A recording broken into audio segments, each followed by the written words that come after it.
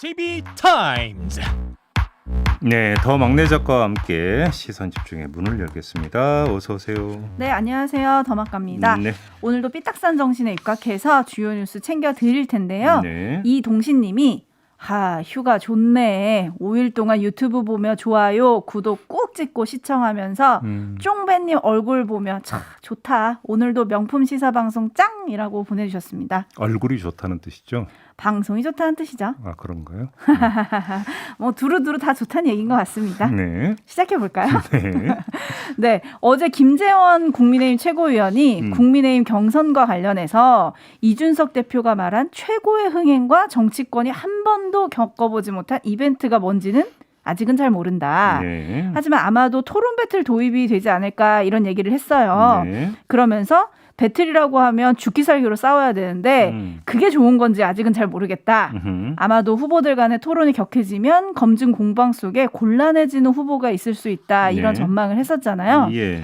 JB가 어제 이 부분에서 질문을 이렇게 마무리하던데 더 묻고 싶은 게 있었지만 참으신 거죠. 왜 그렇죠. 더 묻고 싶은 게 그거죠. 그러면 누가 곤란해질까요? 이거? 누구와 누구가 붙었을 때 가장 뜨거울까? 네. 이걸 여쭤보고 싶었으나 최고위원 직책에 계심으로 공정한 경선 관리에 책임을 지고 계신 분이기 때문에 네. 굳이 이 질문까지는 드리지 않았으나 뭐 대충 뭐 이제 예상할 수 있는 거 아니겠습니까? 네. 윤석열 대 홍준표 매치가 이루어지면 아주 상당히 뜨거울 것 같습니다. 와, 그 시청률 대박 날 것 같은데. 그래요? 네.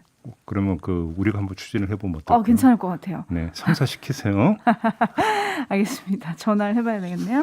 자, 지난 월요일에 그리고 이준석 대표가 네. 시선집중과의 인터뷰에서 당 대표실 산하에 검증단을 꾸리겠다 이렇게 얘기를 했었잖아요. 예. 그리고 어제 새로운 뉴스가 전해졌습니다. 검증단장에 김진태 전 의원이 유력하다 이런 보도가 나왔어요. 네. 그런데 김진태 전 의원 하면 과거 국회 법사위에서 유독 한 분과 많이 부딪혔던 기억이 있거든요. 네. 일단 2019년 7월 8일 국회 법사위로 잠깐 시간여행 다녀와서 이야기 나누도록 하겠습니다. 자, 우리 후보자는 윤호진하고 골프 친 사실은 인정했네요. 그렇죠? 그렇습니다. 제가 검사 생활하면서 골프를 칠 때 늘 제 실명으로 치고 알았어요. 그러니까 예, 그겁니다. 골프는 쳤는데 돈은 네. 각자 냈다? 네, 그다음에 드렸습니다. 변호사 소개해 준 적은 없다고 부인하는데 네. 미안하지만 그 변호사가 윤호진한테 윤석열 선배로부터 소개받은 아무개입니다라고 보낸 문자가 네. 윤호진의 핸드폰 그것도 차명폰에서 발견이 됐어요. 그 윤호진의 친동생이 윤대진 검사고 일반 그냥 세무서장이었으면 검찰에서 압수수색 영장을 6번이나 기각하고 구속영장까지 기각하고 이랬을까요? 자, 갈수록 태산입니다. 양정철을 만났다. 만나서 무슨 얘기를 했을까요? 총장 시켜준다고 그러던가요? 글쎄 뭐 저희 저한테 묻지 말고 그 뭐라고 얘기하던가요? 그거 지금 자세가 별로 아름다워 보이지가 않습니다. 기억나시죠? 이게 청문회 때의 장면이죠. 맞습니다. 검찰총장 후보자 청문회 때 있었던 일인데요. 네. 이랬던 김진태 전 의원과 윤석열 전 총장 이제 한 당에서 만나게 됐어요. 아직 임명이 된 건 아직은 아니죠. 그렇죠, 그렇죠. 네, 유력하게 검토 중이다. 네, 유력하게 검토 중이다. 예. 자, 당 검증단장이랑 당 대선 예비 후보로 만난다면 어떨까요? 근데 일단 검증단의 역할이 어디까지 외부로 공개되는지를 저는 잘 모르겠는 게 예를 들어서 민주당의 윤리감찰단이라고 있지 않습니까? 있죠. 윤리감찰단이 공개적으로 활동을 하고 단장이 인터뷰하는 거 보셨습니까? 아니요. 그죠? 그러니까 국민의힘에서 민주당의 윤리감찰단에 준해서 지금 검증단을 꾸리고 활동 방식도 그거를 만약에 벤치마킹 한다고 한다면 사실은 김진태 전 의원이 검증 단장이 된다 하더라도 어떻게 활동하는지가 알 방법이 사실은 별로 없는 거고요.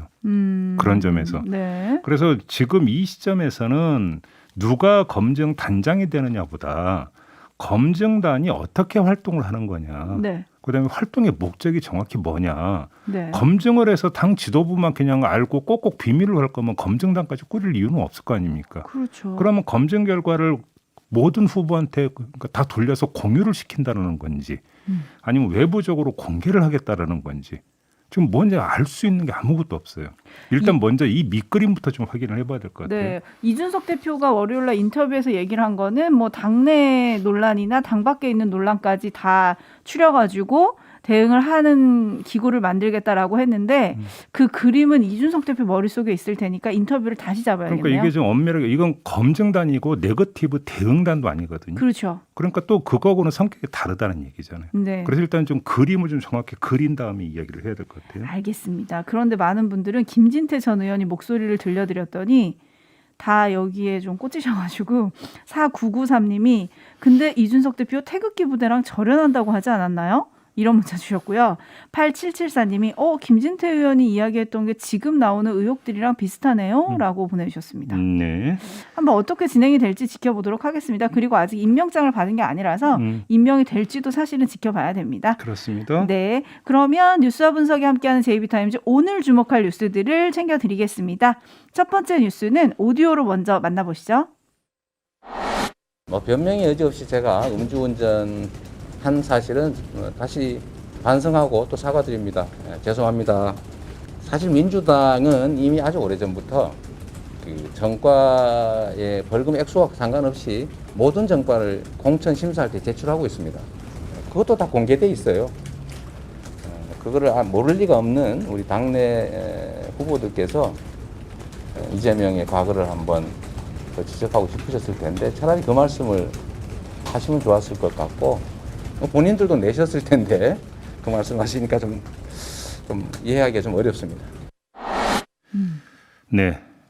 검증 공방은 지금 민주당이 뜨겁죠. 네. 그 가운데 또 하나 이제 이재명 후보의 음주운전 전력 네. 문제가 또 검증 대상으로 올랐습니다. 이재명 캠프의 박진영 대변인이 한 달 전인가 올렸던 글이 뒤늦게 문제가 됐고 음주운전 관련 어떤 그 본인의 어떤 소회를 밝히는 내용이었는데 네.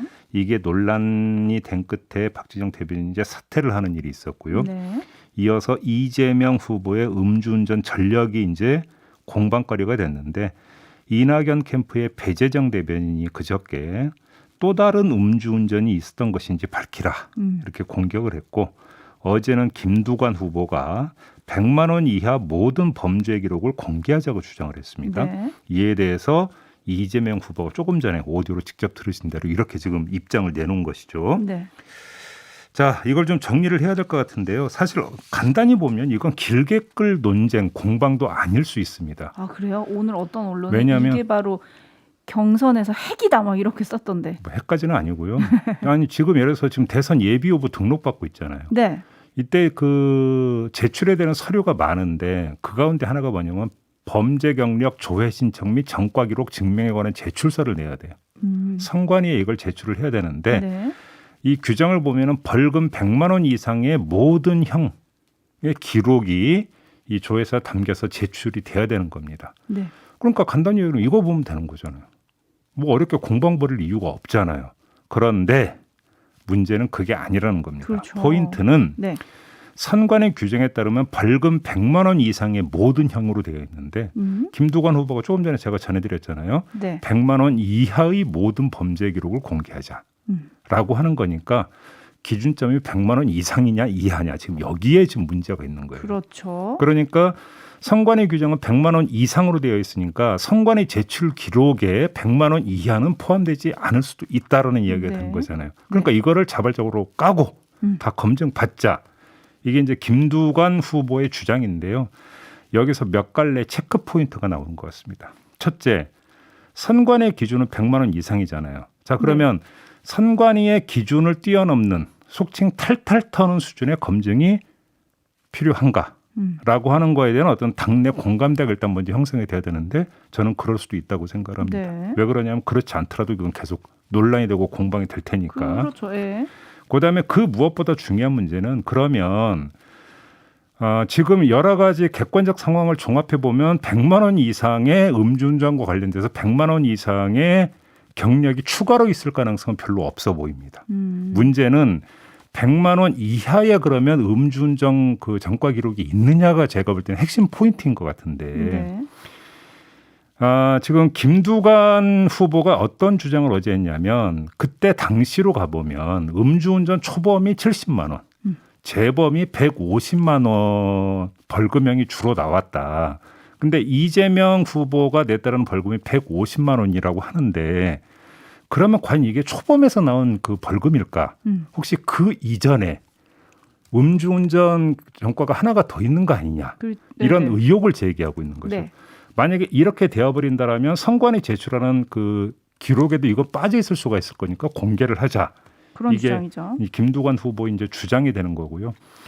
자, 여기서 세 번째 복선이 있는 것 같습니다. 벌금 100만 원 이하의 모든 기록을 공개하면 음주운전 전과만이 아니라 다른 여러 가지 것도 다 나올 수가 있겠죠. 그렇죠. 예를 들어 뭐 이건 예입니다만 경범죄 위반 절까지 싹 다 나올 수가 있는 건데 네. 자, 이것이 또 다른 불씨가 될 수 있는 거 아니냐. 이런 문제가 연동이 되어 있다. 그래서 이게 얼핏 봐서는 길게 끌 공방이 아닐 것 같지만 상당히 복잡할 수도 있다. 그런 점에서 갈래가 쳐질 수 있다. 가지가 쳐질 수 있다. 이게 핵심 문제인 것 같습니다. 근데 이재명 지사는 모든 기록을 다 냈다는 거 아닙니까? 자기 벌금 50만 원 받은 것도 있는데 그것도 다 당에다 냈다라는 건데. 바로 그거죠. 그러니까 네. 지금 이재명 후보는 아까 이야기를 하면서 당에 공천 신청할 때 당에 낼 때 벌금 액수와 관계없이라고 모든 기록을 다 냈다는 거잖아요. 그렇죠. 벌금 액수와 관계없이라고 했으니까 그렇게 되면 당에 그러니까 제출된 그 서류에 이게 남아 있는지를 일단 먼저 확인해 볼 필요는 있다. 네. 이런 그 이야기가 연결이 되는 거겠고요. 네. 근데 지금 어쨌든 촌철님들의 반응은 정책 검증은 언제 하냐 이런 반응이 좀 많으시네요. K님이 자기들끼리 싸우다가 망하겠어요 해주셨고 네. 6544님은 뭐 그래도 한국과의 대선 후보가 음주운전을 했다면 이건 좀 국격의 문제가 될 수 있다 이런 의견을 보내주셨고 헬프미님은 정책 검증할 생각은 없고 네거티브만 하십니까? 라고 물어주셨고요. 네. 큐빅동지님은 이거 월드컵 나가기 전 평가전에서 부상 당할 것 같습니다. 월드컵 나가기 전에 평가전에서 부상 당할 것 같습니다. 라고 보내주셨고요. 네. 이민홍님은 같은 당끼리 이러는 거 너무 싫어서 투표 안 하겠다는 주변에 사람들이 많아요. 라고 해주셨는데 한편 데이지님은 그냥 검증단 설치합시다. 네거티브 그만하고 정책 대결합시다. 라고 보내주셨는데 그래서 아까 국민의힘 검증단 얘기했는데 지금 여당에서도 여러 주자들이 검증단을 꾸리자 이렇게 얘기가 나왔단 말이에요. 그러니까 이제 그럼 또 이제 기존의 윤리감찰단하고 뭐가 다른 거냐 네. 이런 문제가 좀 제기가 될 수가 있는 것 같은데요. 이제 검증단 꾸려가지고 언제 하느냐 이런 문제도 있을 것 같고 문제는 지금 이재명 후보가 이야기한 대로 그 벌금 액수와 관계없이 모든 기록을 제출을 했다면 네. 그다음에 다른 후보들도 그렇게 제출을 했는지 일단 당 지도부가 아마 아니면 선관위 차원에서 당 선관위 있지 않습니까? 네. 선관위 차원에서 정리를 한 다음에 그러면 내라. 또 어떤 공평성 문제가 있을 테니까 그렇죠. 다 내라. 네. 왜냐하면 이거는 경찰에 자신은 그 조회를 신청할 수 있어요. 다른 사람 못하지만 내가 경찰에 나의 그 전과 기록을 요청을 하면 협의서라고 하는 걸 발부받을 수 있거든요. 그러면 그거를 내라. 이러면 간단한 문제예요, 사실은. 거기에는 벌금 액수와 상관없이 모든 전과 기록이 다 담기게 돼 있거든요. 네. 근데 이제 선관위는 100만 원 이상으로 규정되어 있는 거고, 그럼 그거 받아서 내면 되는 거죠. 어떻게 보면 간단하지만 간단하지 않은 문제인데 한번 지켜보도록 하고요. 네. JB타임즈 다음 주목할 뉴스로 넘어갈게요. 어떤 뉴스인가요? 국가정보원이 국회 정보위원회에 통신선 복원 배경 등을 어제 보고를 했습니다. 네. 핵심 내용을 간략하게 추려드리면 통신선 복원은 김정은 국무위원장이 요청을 한 거다. 그 배경에 판문점 선언 이행 여건을 탐색하기 위한 목적도 있는 것 같다. 김여정 부부장의 담화는 한미연합훈련을 중단할 경우 남북관계 상응 조치 의향을 표출한 것이고 네. 만약에 훈련을 강행할 경우에는 SLBM 도발에 나설 것이다. 그다음 마지막으로 북한의 생필품과 식량 부족이 심하고 북한이 제재와 관련해서 광물 수출, 정제유 수입, 생필품 수입을 원하고 있다. 이런 식으로 정보위원회에 보고를 한 겁니다. 종합하면 어떻게 결론을 내려야 될까요? 한마디로 이야기하면 역시 관건은 한미연합훈련이다. 이 얘기인 거죠. 네. 자, 한미연합훈련이 예정대로 그대로 실시가 될 경우에는 상응 조치라는 게 판문점 선언에 나와 있는 상응 조치가 아니라 SLBM 도발로 갈 것이고 만약에 이게 취소나 이렇게 돼버린다면 오히려 판문점 선언의 어떤 상응 조치가 아마 이행이 될 가능성이 있다. 네. 이게 이제 국정원의 이야기인 거잖아요. 네. 그렇게 놓고 본다면 역시 관건은 한미연합훈련이고 한미연합훈련은 우리 정부가 단독으로 결정할 수 있는 사안이 아니잖아요. 미국과 협의를 해야죠. 당연히 미국과의 조율이 필요한 문제다. 네. 그런데 여기서 또 하나가 있는 겁니다. 조금 전에 말씀드리면서 북한이 원하는 게가 3가지가 있다고 지금 전해드렸잖아요. 네네. 이것도 우리 정부가 그래 그럼 풀어줄게 한다고 풀어줄 수 있는 성질의 문제가 아니죠. 아니죠. 네. 키는 역시 미국이 지고 있는 겁니다. 그러니까 결국은 미국의 대북 접근 태도, 그다음에 관계 개선 의지를 재는 가름자로 한미연합훈련을 설정한 것이다. 이렇게 봐야 될 것 같고요. 북한이 만약에 원하는 대로 풀려간다면 남북 관계가 급물살을 탈 수 있다. 그러니까 북한의 상응 조치라고 하는 게 판문점 선언 내용 중 어떤 것이 된다는 이야기가 되는 거니까 그건 상당히 짜잘한 성질의 문제가 아니고 더 내용이 이제 그 큰 것일 수 있다 이런 이야기가 되는 거고요. 네. 그렇기 때문에 지금 바라봐야 하는 것은 북한이 아니라 그다음에 김여정 부부장의 입이 아니라 결국 미국이다. 이렇게 정리를 하면 될 것 같습니다. 그러게요. 미국인데 우리가 지금 통일부랑 국방부조차 입장이 좀 엇갈리고 있잖아요. 네. 근데 어제 국회 국방위원장을 맡고 있는 민홍철 의원은 시선집중과의 인터뷰에서 미국 관계 당국자들을 만나보니 이번 훈련은 원칙적으로 시행한다는 입장이더라. 네. 이런 얘기를 했단 말이에요. 네. 그러면 우리 정부가 미국에 어떤 제안을 할 수 있어요? 그거는 예를 들어서 이제 근데 미국이 어떤 제안을 하기 전에 트럼프 행정부에서도 한미연합훈련이 축소돼서 실시된 경우가 여러 번 있었어요. 그랬죠. 이때 사실은 트럼프 행정부는 무엇보다도 돈의 논리를 앞세웠죠. 돈만이 들어간다라는 그랬죠, 이유. 그랬죠. 예. 그렇죠. 근데 지금 돈의 문제 말고 코로나 상황이라는 게 있어요. 네. 여기다가 지금 델타 변이가 상당히 이제 심각한 수준으로 지금 이제 그 전 세계적인 문제가 되어버린 상태이기 때문에 바이든 행정부 차원에서 아마 이 문제를 집중적으로 고려할 가능성이 있다. 이렇게 봐야 되는 것이고 여기서 결국 한미 조율의 틀이 뭔가 정해지지 않을까.